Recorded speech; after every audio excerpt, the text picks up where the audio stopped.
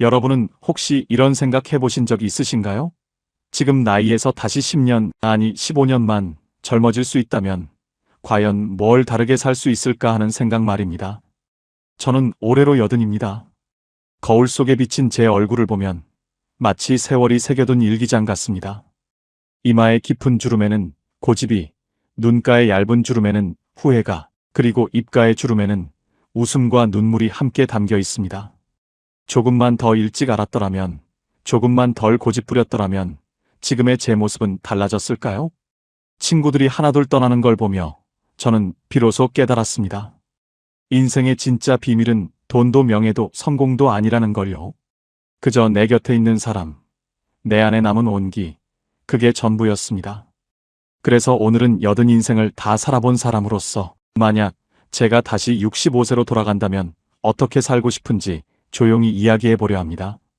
지금 50대와 60대, 그리고 70대 초반에 계신 여러분께 그때 제가 미처 몰랐던 진실들을 정말 진심으로 전하고 싶습니다. 젊을 때 저는 늘 이렇게 말했습니다. 조금 아파도 괜찮아. 나이 들면 다 그런 거지. 그게 얼마나 어리석은 말이었는지 이제야 절실히 압니다. 그땐 바쁘다고 병원 가는 걸 미뤘고 파스 하나 붙이면 해결될 줄 알았습니다.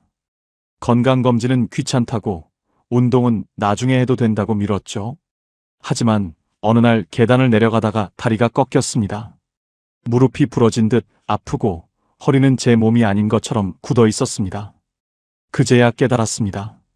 건강은 시간이 지나면 회복되는 게 아니라 시간이 지나면 사라지는 것이라는 거요.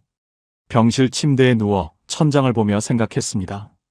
제가 평생 벌었던 돈이 이 순간 제 무릎 하나만큼의 가치도 없구나. 돈으로 젊은 날의 무릎을 다시 살 수는 없더군요. 만약 65세로 돌아간다면 저는 매주 3번이라도 걷겠습니다. 30분, 아니 20분이라도 좋습니다. 누가 뭐래도 운동은 보험이 아니라 투자입니다. 돈은 모아두면 불어나지만 몸은 써야만 유지됩니다. 건강은 제 삶의 마지막 자산이자 제가 떠나기 전까지 지켜야 할 마지막 집입니다. 그 집이 무너지면 모든 게 무너집니다. 아무리 좋은 음식도, 아무리 편한 침대도 아픈 몸으로는 누릴 수가 없습니다. 그리고 또 하나 깨달은 게 있습니다. 퇴직 후 저는 오직 돈만 챙겼습니다. 연금, 예금, 수익률, 이자율. 그 숫자들이 제 노후의 안정을 지켜줄 거라 믿었죠. 통장 잔고를 확인하는 게 하루 일과였습니다. 하지만 어느 날 아내가 갑자기 병원에 입원했습니다. 저는 병실 의자에 앉아 문득 생각했습니다. 지금 이 상황에서 저는 과연 누구에게 전화할 수 있을까? 그 순간 휴대폰 연락처 목록이 이토록 쓸쓸하게 느껴진 적이 없었습니다. 친구들은 다들 바빴고 자식들은 멀리 있었죠. 그때 깨달았습니다. 노년의 진짜 빈곤은 돈이 아니라 관계의 부재라는 걸요. 돈이 떨어지면 아르바이트라도 할 수 있지만 사람이 떠나면 다시는 되돌릴 수 없습니다. 친구 한 명 잃는 건 통장 잔고 100만 원 줄어드는 것보다 훨씬 더 큰 손실입니다. 만약 65세로 돌아간다면 저는 친구 생일을 달력에 꼭 적겠습니다. 그리고 밥 한 번 먹자는 말 대신 정말로 밥을 함께 먹을 겁니다. 그 약속 하나가 저를 세상과 연결해주는 끈이 될 테니까요. 관계가 끊기면 인생도 고립됩니다. 그건 경제적 파산보다 훨씬 더 무섭습니다. 여러분, 돈은 통장에서 사라지지만 관계는 마음속에 남습니다. 그 마음이 따뜻해야 인생이 덜 춥습니다. 저는 70이 넘어서야 스마트폰을 제대로 쓸 수 있게 됐습니다. 그전에는 그저 귀찮다, 어렵다 하며 손자에게 맡겨버렸죠. 그런데 어느 날 버스 정류장에서 시간표를 못 찾아 헤매는 제 모습이 너무 창피했습니다. 세상은 빠르게 변했는데 저만 멈춰 있더군요. 주변 사람들은 휴대폰으로 뭐든지 척척 해결하는데 저는 그저 손만 빨며 서 있었습니다. 그때 깨달았습니다. 나이가 들어서 늙는 게 아니라 배움을 멈춰서 늙는 거더군요. 만약 65세로 돌아간다면 저는 매일 15분이라도 배움의 시간을 가질 겁니다. 요리든 사진이든 스마트폰이든 상관없습니다. 배움은 두뇌의 운동이고 배움은 자존감을 지켜주는 최후의 방어선입니다. 배우면 세상이 다시 열립니다. 젊은 사람들과 대화가 통하고 제 삶이 다시 흥미로워집니다. 배움을 잃으면 세상이 멀어지고 외로움이 그 틈을 채웁니다. 배움은 생명의 불씨입니다. 그 불씨가 꺼지는 순간 인생도 어둠 속으로 들어갑니다. 그리고 또 하나 꼭 말씀드리고 싶은 게 있습니다. 저는 아내와 50년을 함께 살았습니다. 하지만 어느 순간부터 그녀는 사람이 아니라 일상이 되어버렸습니다. 아침에 약 먹었어? 점심에 밥 먹었어? 저녁에 불 껐어? 그게 전부였습니다. 그녀가 웃는 이유도 혹시 울고 있는 건 아닌지도 저는 전혀 몰랐습니다. 그러다 어느 날 병원에서 그녀의 이름을 불렀을 때 그녀는 저를 알아보지 못했습니다. 치매였습니다. 그제야 깨달았죠. 저는 그녀의 기억 속에서 이미 오래전에 사라졌다는 걸요.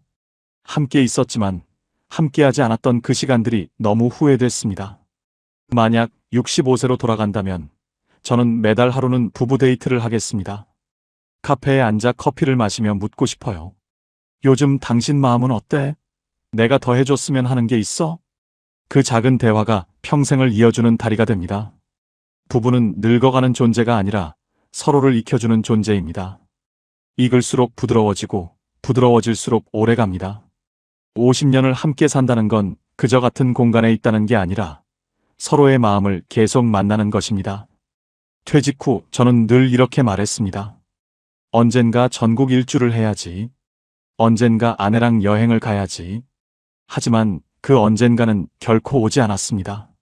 언젠가라는 시간은 늘 내일이었고 결국 그 내일은 오지 않았죠. 아내가 세상을 떠난 뒤 혼자서 그 여행지들을 지나며 생각했습니다. 이제는 누구와도 함께 갈 수 없구나. 그래서 이제 압니다. 언젠가는 결국 하지 않겠다는 말과 같다는 걸요. 만약 65세로 돌아간다면 저는 하고 싶은 일을 바로 메모하고 실행하겠습니다. 내일이 아니라 오늘. 기다리다 보면 완벽한 순간은 절대 오지 않습니다. 지금이 가장 젊은 날입니다. 지금이 남은 인생의 출발점입니다. 나중에라는 말은 대부분 절대라는 뜻과 같습니다. 저는 평생 참으며 살았습니다. 가족에게, 친구에게, 세상에게. 참으면 괜찮아질 줄 알았죠. 화가 나도 꾹 참고 섭섭해도 내색하지 않고 슬퍼도 혼자 사귀었습니다. 그게 어른이라고, 그게 성숙한 거라고 생각했습니다. 하지만 그건 큰 착각이었습니다. 참으면 병이 됩니다. 병원에서 의사가 말했습니다. 스트레스는 만병의 근원입니다. 감정을 억누르면 몸이 망가집니다. 그 말을 듣고서야 알았습니다. 감정도 흘려보내야 한다는 걸요. 쌓아두면 독이 되지만 표현하면 약이 됩니다. 만약 65세로 돌아간다면 저는 매일 밤 간단한 일기를 쓰겠습니다. 오늘 고마웠던 일 3가지, 조금 섭섭했던 일 1가지. 그걸 적고 나면 마음이 한결 가벼워집니다. 감정은 밀폐하면 썩습니다. 하지만 열면 사라지고 나누면 위로가 됩니다. 누군가에게 말하세요. 배우자에게, 친구에게, 혹은 일기장에라도. 말하지 않으면 마음이 병듭니다. 우리 세대는 감정 표현을 배우지 못했습니다. 하지만 이제라도 늦지 않았습니다. 저는 80이 되어서야 죽음을 진심으로 생각하게 됐습니다. 장례식장은 이제 친구들을 만나는 곳이 되었죠. 한 달에 한두 번씩 보고 소식을 듣습니다. 처음엔 두려웠습니다. 하지만 곧 깨달았습니다. 죽음은 끝이 아니라 마지막 정리라는 걸요. 만약 65세로 돌아간다면 저는 유언장을 쓰고 자산을 정리하고 제가 좋아하는 음악과 사진을 정리해 두겠습니다. 죽음을 준비한다는 건 삶을 미리 정리하는 일입니다. 그리고 그건 남겨질 사람들을 위한 배려이기도 합니다. 자식들이 제 물건을 정리하며 아버지는 뭘 원하셨을까 고민하지 않도록 제가 직접 정리해 두고 싶습니다. 죽음은 인생의 마지막 편집입니다. 그 편집을 남이 아니라 제가 직접 해야 합니다. 두렵지 않냐고요? 물론 두렵습니다. 하지만 준비하면 덜 두렵습니다. 죽음을 외면하는 게 아니라 인정하고 준비하는 것. 그게 삶을 더 소중히 여기는 길입니다. 지금 이 영상을 보고 계신 여러분, 아직 늦지 않았습니다. 여러분이 60대라면 저는 여러분이 정말 부럽습니다. 여러분은 여전히 선택할 수 있습니다. 건강을 챙기고, 관계를 지키고, 배움을 이어가고, 배우자와 다시 마주 앉고, 미루지 말고 실행하고, 감정을 표현하고, 죽음을 준비하세요. 그렇게만 해도 80세의 여러분은 지금보다 훨씬 행복할 겁니다. 후회 없는 인생은 없습니다. 하지만 깨달은 뒤의 인생은 후회보다 지혜가 더 많습니다. 기억하세요. 인생은 두 번 주어지지 않습니다. 하지만 깨닫는 순간, 그때가 바로 두 번째 인생의 시작입니다. 늦었다고 생각될 때가 가장 빠를 때입니다. 여러분은 어떻게 생각하시나요? 만약 여러분이 10년 전으로 돌아간다면 무엇을 다르게 하고 싶으신가요? 댓글로 여러분의 생각을 들려주세요. 여러분의 한 문장이 누군가의 내일을 바꿀지도 모릅니다.